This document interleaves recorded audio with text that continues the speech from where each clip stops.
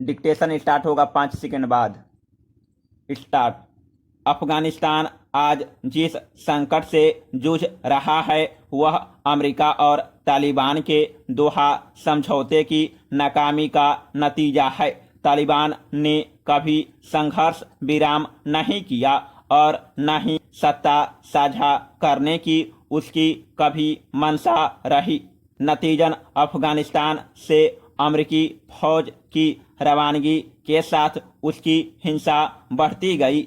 माना जा रहा है कि अफगानिस्तान के करीब 150 जिलों पर तालिबान का कब्जा है और अपना प्रभाव बढ़ाने की जुगत में वह है। फिर भी यह कहना गलत होगा कि आने वाले दिनों में अफगानिस्तान की नागरिक सरकार बेअसर हो जाएगी और पूरे मुल्क पर तालिबान का कब्जा हो जाएगा। Paragraph change. इसकी सबसे बड़ी वजह अफगान सुरक्षा बल हैं। वे वर्षों से तालिबान से लड़ रहे हैं। नाटो फौज से प्रशिक्षित ये सैनिक अपने दुश्मनों को हवाई हमलों से भी ढेर करने में माहिर हैं। करीब 40,000 से 50,000 विशेष कमांडो हैं अफगान सेना में। जाहिर है तालिबानी लड़ाके इनके सामने नहीं ठहर पाएंगे। इसलिए तालिबान के लिए अफगानिस्तान के बड़े व प्रमुख शहरों पर कब्जा करना आसान नहीं होगा। वास्तव में अभी जिन 150 जिलों पर तालिबानी हुकूमत के दावे किए जा रहे हैं वे बहुत छोटे छोटे हैं। कई तो महज 10 मकान वाले जिले हैं तो कुछ में 1 से 2,000 की आबादी है। चूंकि अफगान सुरक्षा बल का पूरा ध्यान बड़ी आबादी वाले या महत्वपूर्ण इलाकों पर है, इसलिए इन छोटों हिस्सों पर तालिबान आसानी से कब्जा जमाने में सफल रहा। Paragraph change. फिर अमेरिका तालिबान समझौते की शर्तों में यह भी शामिल था कि अमेरिकी सैनिकों को निशाना नहीं बनाया जाएगा और तालिबान ऐसी किसी तंजीम को पनाह नहीं देगा या उससे नाता नहीं रखेगा जो वाशिंगटन के खिलाफ है। यह शर्त तालिबान के भी मुफीद थी क्योंकि वह नहीं चाहता कि अमेरिका फिर से अफगानिस्तान में लौट आए, मगर अफगान सुरक्षा बल उसके निशाने पर बने रहे, जिसका माकूल जवाब अफगानी सैनिक भी देते रहे। इसका अर्थ यह है कि अमेरिकी सैनिक यहाँ जंग के मोर्चे पर तैनात नहीं थे, बल्कि वे अफगान सुरक्षा बलों को प्रशिक्षण दे रहे थे, गोपनीय सूचनाओं का आदान प्रदान कर रहे थे और अफगान वायुसेना की देखरेख कर रहे थे। यानी अफगान सुरक्षा बल पहले से ही तालिबान से लोहा ले रहे हैं। Paragraph change. फिर बड़ी चुनौती क्या है? दरअसल तालिबान दो तरफा वार कर रहा है। वह अफगान सैनिकों पर हमले तो कर ही रहा है, उनमें फूट डालने की भरसक कोशिश भी कर रहा है। अफगान फौज में कबीलाई लड़ाके ही नहीं, मूल अफगानी, तजिक, पश्तून जैसी कौमों के सैनिक भी हैं। तालिबान इनमें दरार डालने के प्रयास कर रहा है। जुलाई के शुरुआती हफ्ते में सैकड़ों अफगान सैनिकों के भागकर तजाकिस्तान चले जाने की घटना तालिबान की सफलता मानी जा सकती है। तीसरी चुनौती सियासी मोर्चे पर है। अफगानिस्तान का राजनीतिक नेतृत्व आज भी एक नहीं दिख रहा। वहां के नेताओं को समझना होगा कि उनकी आपसी तकरार सुरक्षा बलों का मनोबल तोड़ सकती है। यह स्थिति इस पूरे क्षेत्र के लिए सुखद नहीं है, मगर भारत को खास तौर से सावधान रहना होगा। यहाँ हमने न सिर्फ संचार लाइनें बिछाई हैं, सड़कें बनाई है, सलमा बांध, पुल आदि का निर्माण किया है, बल्कि कई ढांचागत परियोजनाओं के लिए आर्थिक सहयोग भी दिए हैं। इन तमाम निर्माण कार्यों की सुरक्षा का एक बड़ा मसला है।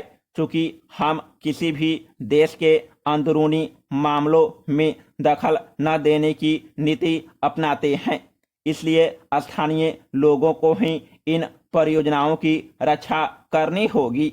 मगर एक सच यह भी है कि ये सभी निर्माण कार्य हर एक शासन की जरूरत होते हैं, इसलिए तालिबान इनको शायद ही तत्काल नुकसान पहुंचाए।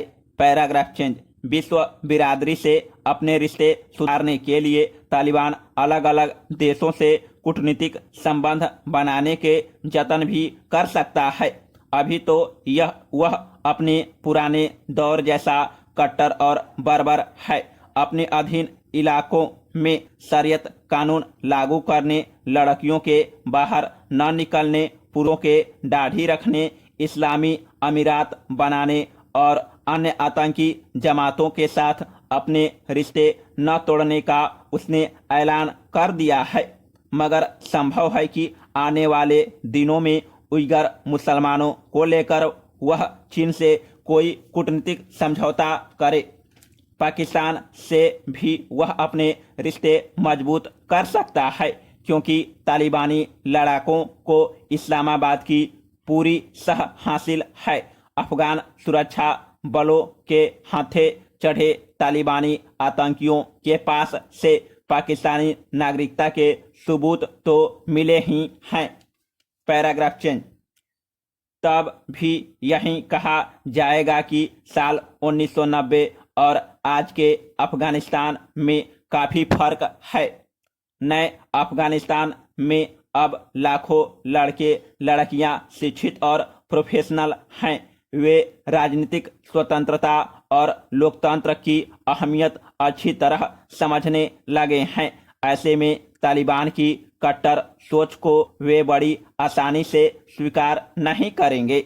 संभव है यहाँ तालिबान के खिलाफ तकरार का दूसरा चरण यानी रेजिस्टेंस 2.0 शुरू हो, जिसकी कमान नई पीढ़ी के हाथों में हो सकती है। Paragraph change.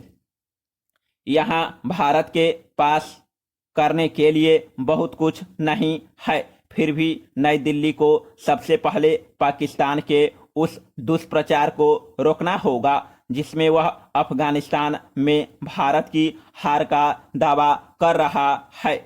यह दुष्प्रचार बताता है कि अफगानिस्तान में पाकिस्तान छद्म तरीके से भारत से लड़ रहा था और अब तालिबान के बढ़ते प्रभाव से यह साबित होता है कि इस जंग में उसे जीत मिली है, जबकि असलियत यही है कि भारत वहां किसी जंग में नहीं बल्कि विकास कार्य में जुटा था, जिसे अफगान की हुकूमत और आवाम ने काफी पसंद भी किया है। Paragraph change. भारत ने फिलहाल अंतर्राष्ट्रीय समुदाय के सक्रिय होने, संघर्ष विराम पर तत्काल सहमति बनाने, आसन राजनीतिक समझौते में पिछले 2 दशकों की उपलब्धियों, मानवाधिकारों की रक्षा, शिक्षा आदि सुनिश्चित करने की बात कही है। विदेश मंत्री एस जयशंकर इस मामले में ईरान, रूस, चीन जैसे देशों से लगातार संपर्क में हैं, यानी भारत कूटनीतिक रूप से हालात सामान्य बनाने के प्रयास कर रहा है। मगर फिलहाल यह नहीं कहा जा सकता कि हमारी कोशिशें कितना रंग लाएगी। अच्छा तो यही होगा कि वहां संयुक्त राष्ट्र तुरंत दखल दे और अफगानिस्तान में तेजी से बदलते घटनाक्रम का संज्ञान लेकर सभी पक्षों को वार्ता कर मेज पर आने को बाध्य करे। हालांकि इन सबके लिए हिंसा पर तत्काल रोक जरूरी है, जिसके लिए अभी तालिबान राजी नहीं दिख रहा। समाप्त।